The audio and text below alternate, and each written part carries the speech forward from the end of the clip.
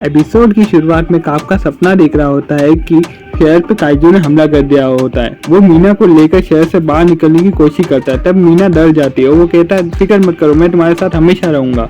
उसके बाद वहाँ एक जोरदार धमाका होता है जिससे काफका के आसपास धूल जम जाती है और मीना उससे दूर चली जाती है। काफका देखता है कि वहाँ पे डिफेंस फोर्स के ऑफिसर्स पे हथियार ताने खड़े हुए हैं। हम देखते हैं कि काफका का सपना बुरे सपने में बदल गया था और मीना भी उस पर हमला करने की कोशिश करती है और उसे काइजू नंबर 8 बुलाती है। हम आगे देखते हैं कि काफका अब काइजू में ट्रांसफॉर्म हो गया था और डिफेंस फोर्स ने उन पर हमला कर दिया था जिससे वो पागल होकर शहर पे हमला करने लगता है। उसके बाद काफका की नींद खुल जाती है और वो कहता है थैंक गॉड ये एक सपना था। उसके बाद हमें डिफेंस फोर्स का हेडक्वार्टर दिखाया जाता है जो काइजू नंबर 10 के अटैक से दुर्घटनाग्रस्त हो चुका होता है और उसे वापस से रेनोवेट किया जा रहा होता है। तब मीना उस जगह को देखने चली जाती है और तोशिरो भी उसके साथ वहाँ पे होता है। वह उससे कहता है कि मीना कि अब काफका की जान नहीं ली जाएगी लेकिन उसे हेडक्वार्टर में ही रखा जाएगा। इस बात को 5 दिन से ज्यादा हो गए हैं और आगे काफका के साथ क्या होगा ये किसी को भी नहीं पता। इसकी बात सुन के मीना कहती है ये बताने के लिए शुक्रिया।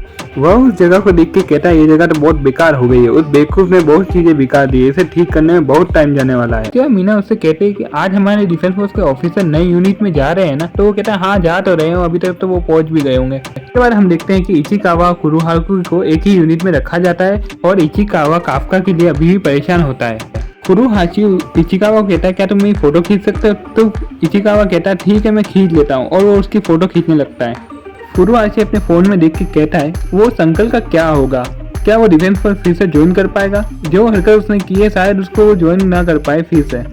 उसकी बात सुनकर इचिकावा को हंसी आने लगती क्योंकि उसकी काफका की बात याद आ जाती जो उससे पहली बार कही थी। वह उससे पूछता है आखिर हुआ क्या था जब वो काइजू पहली बार बना था। तो इचिकावा बताया जब वो काइजू बना था तो उसने मुझसे पूछा था क्या मैं डिफेंस फोर्स आप भी ज्वाइन कर सकता हूँ, क्या मैं डिफेंस फोर्स के लायक हूँ। ये सुन फुरुहाकी बहुत तेज से हंसने लगता है, कहता है काफका पागल है। फिर हम देखते हैं वो दोनों 4th डिवीजन के हेडक्वार्टर जा रहे होते हैं। इचिकावा मन में सोचता है काफका को बचाने के लिए मैं बहुत ज्यादा ताकतवर बनूंगा। उसके बाद हमें डिफेंस फोर्स का हेडक्वार्टर दिखाया जाता है जब इको रूट सबके मैसेज पढ़ रही होती है और डिसाइड करती है कि वो सबसे ज्यादा ताकतवर बनेगी ताकि काफका अगर आउट ऑफ कंट्रोल गया तो वो उसे रोक सके। उसके बाद हम देखते हैं कि उसके 1st डिवीजन का कैप्टन उससे मिलने के लिए आया होता है क्योंकि किकोरू को 1st डिवीजन में भेज दिया जाता है। उसे 1st डिवीजन के कैप्टन से मिलवाने के लिए ले जा रहा होता है। कुकुरू मन में सोचती है कि 1st डिवीजन बहुत ज्यादा ताकतवर है, जब मैं अमेरिका में थी तब भी ये बहुत ज्यादा ताकतवर थी, मैं इनके साथ रहकर बहुत ज्यादा पावरफुल हो जाऊंगी। और वो कहती है अब मैं 1st डिवीजन के कैप्टन से सब कुछ सीख कर ही रहूंगी और सबसे ज्यादा ताकतवर बनूंगी। इची 1st डिवीजन के कैप्टन के रूम के पास में आ जाता है और गेट खोलता है। गेट खोलते ही वो देखता है कि 1st डिवीजन का कैप्टन गेम खेल खेल के पागल हो चुका है। उसे इस हालत में देख कुकुरू को कुछ समझ नहीं आ रहा होता है। गेन की हरकतों को देख इजी को बहुत तेज गुस्सा आता है, वो उसे जोरदार लात मारता है, उसके गेमिंग सिस्टम को तोड़ फोड़ देता है। उसके बाद गेन को बहुत तेज गुस्सा आता है इजी के ऊपर। शायद तुम भूल गए कि मैंने तुमसे कहा था कि 2 बजे तक अपना रूम साफ कर लेना। गेन रिप्लाई में कहता है कि ये तो तुमने कहा था लेकिन मैं तुम्हारी बात मानूं या ना मानूं ये तो मेरी मर्जी है। उसकी ये बात सुन के वो फिर से उसको एक जोरदार किक मारता है। वो उसे कहता है तुम बस एक आलसी इंसान हो इसलिए तुमने अभी तक यहाँ की सफाई नहीं की। गेनिया उसकी बात कहता है कि ये मेरी मर्जी कि मैं इसकी यहाँ की सफाई करूँ या नहीं करूँ, मैं टीम का कैप्टन हूँ इसलिए मैं तुम्हें ऑर्डर देता हूँ कि यहाँ की सफाई कर दो। हम देखते हैं वो गैन को अपने एक हाथ से उठा लेता है और साथी को बोलता है इस रूम को जल्दी क्लीन करो। उसके बाद इची गैन को इकुरू से मिलाने के लिए ले जाता है। दोनों एक दूसरे को देख के ज्यादा खुश नहीं होते हैं। इकुरू मन में कहती है क्या ये बेवकूफ 1st डिवीजन का कैप्टन है, फिर भी वो उसे सल्यूट करती है। गैन कुकुरू से कहता है फॉर्मेलिटी की जरूरत नहीं, मुझे कैप्टन के तौर पे एक ही चीज की जरूरत है। उन्हें जवाब देती है वो क्या चीज है जो तुमको चाहिए। फिर वहाँ पे काइजू के होने का अलर्ट जारी होता है। गैन सबको तैयार होने के लिए कहता है। फिर हमें 15 मिनट पहले का सीन दिखाया जाता है जहाँ पर काइजू पानी के अंदर से बाहर निकल रहा होता है और ये बात डिफेंस फोर्स को पता चल जाती है तो वो उसे मारने के लिए 1st डिवीजन को वहाँ से रवाना कर देती है। ग्राउंड डिफेंस फोर्स भी वहाँ पर जाने के लिए तैयार हो जाती है। लोगों के फोन पर काइजू का अलर्ट जारी हो चुका था। सब लोग ये देख के हैरान हो रहे थे कि अब क्या होगा।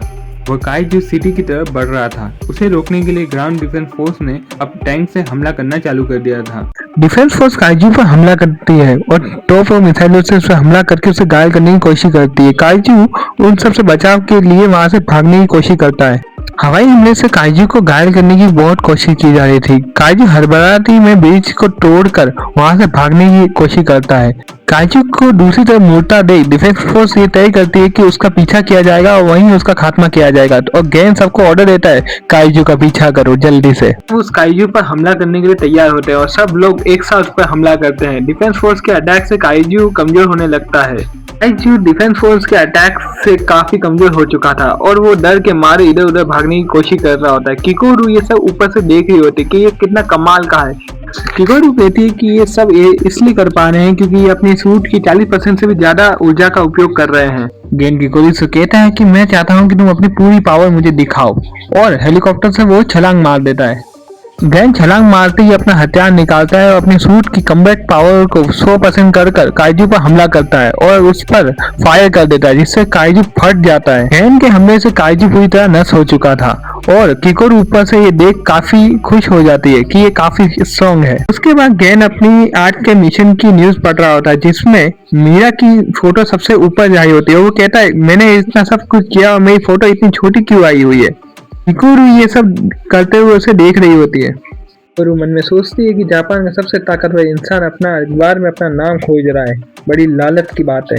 काफी देर से गैन का फोन बज रहा था लेकिन वो उसे उठाना नहीं चाहता था क्योंकि वो उनके साथ में मिशन पर नहीं जाना चाहता था। तभी वहाँ पे इजी आके उसे जोरदार लात मारता है। वो कहता है इतनी देर से तुम मेरा फोन क्यों नहीं उठा रहे थे, मीटिंग में चलना नहीं है क्या। गैन इजी से कहता है इतनी भी क्या जल्दी कि मुझे मीटिंग में इस तरह घसीट के ले जाया जा रहा है। तो इजी कहता है कि आज की मीटिंग काइजू नंबर 8 के बारे में है। इस तरफ काफका अपने रूम में पुशअप की ट्रेनिंग कर रहा होता है। उसके बाद एक टीम काफका को लेने आती है और वो उसे डायरेक्टर के रूम के वहां ले जाती है। वहां पहुंचने के बाद काफका सोचता है कि यहाँ पे फर्स्ट डिवीजन का कैप्टन क्या कर रहा है। डायरेक्टर कहता है कि काफका मैं तुम्हें फर्स्ट डिवीजन में ट्रांसफर कर रहा हूँ। अब अभी से काइजू और एंटी काइजू टीम सब साथ में मिलकर काम करेगी ताकि हम सबसे ज्यादा ताकतवर टीम बना सके जो हर सिचुएशन का सामना कर सके। टीम में रह के काफका तुम अपनी ईमानदारी को प्रूव करो, अगर नहीं कर पाए तो तुम्हारे ऊपर कोई यकीन नहीं करेगा, समझ गए। तब कैप्टन कहता है कि मुझे ये आइडिया ज्यादा पसंद नहीं आया, मैं यहाँ से जा रहा हूँ। अब तो कहता है कि तुम्हें पता है ना काइजू नंबर 13 ने हमारे स्क्वाड में घुस कर हम पर हमला किया था। इसका मतलब काइजू बदल रहे हैं और हमें काफका की जरूरत है कि काइजू कैसे बदलते हैं, किस तरह से मूवमेंट कर रहे हैं। डायरेक्टर आगे कहता है कि काफका काइजू नंबर 8 है और अगर हमने उसे डिफेंस फोर्स में नहीं जोड़ा तो आगे काइजू और ज्यादा ताकतवर होकर हम पे ही बैकफायर करेंगे और हम इसके बाद कुछ नहीं कर पाएंगे। तब गैन डायरेक्टर से कहता है कि तुम मुझे अभी भी कम आंक रहे हो, मेरे पास इससे बढ़िया आइडिया है। तुम इस काफका को यानी काइजू नंबर 8 को मेरा हथियार के रूप में क्यों नहीं बदल देते ताकि मैं और ज्यादा स्ट्रॉन्ग हो जाऊं। तब काफका गैन से कहता है माफ कीजिएगा कि मैं अभी मर नहीं सकता और ना ही आपका हथियार बन सकता हूँ। मुझे उनके लिए जीना है जो मुझ पर विश्वास करते हैं और एक ऐसे वादे को पूरा करना है जो मैंने बहुत पहले एक दोस्त से किया था।